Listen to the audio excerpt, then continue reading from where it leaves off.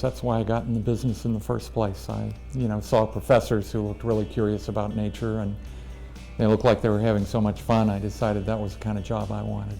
What was really important in my development was when I discovered that I just liked to be outside. I used to cut classes when I was in high school and go on hiking trips in coastal California and the mountains in the Sierra Nevada, just because I wanted to be outside. I think that both stimulated my curiosity and also sort of gave me a model, that convinced me that I could do something similar. Anytime you do research, you have a set plan of what you want to do, and almost immediately you start running into problems because things don't go exactly the way you think they should. And working in another culture is the same way.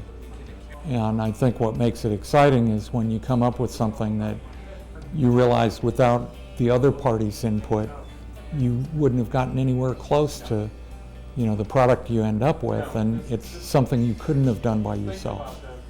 I was an undergraduate at the University of California, and I did my PhD work at the University of Michigan, and you're just a face in a sea. And here we pay attention to the students. They come by, if I'm not in my office, they say, "Where were you yesterday?" We pay a lot more attention to the students. Sometimes the students don't learn that until they leave, and then they come back and they say, "Boy, am I glad I went to Auburn, because, my colleagues went to, other institutions that are a lot more crowded where they don't get that personal attention." When I was a child, my parents told me that I should look for a job where I'd pay somebody else to let me do it. And that's exactly the kind of job I have here. Auburn's been wonderful to me.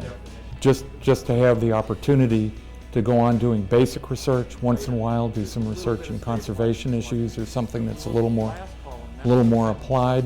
It's certainly fun, that's true.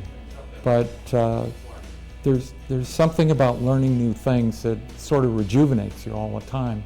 I can't imagine giving that up for choice.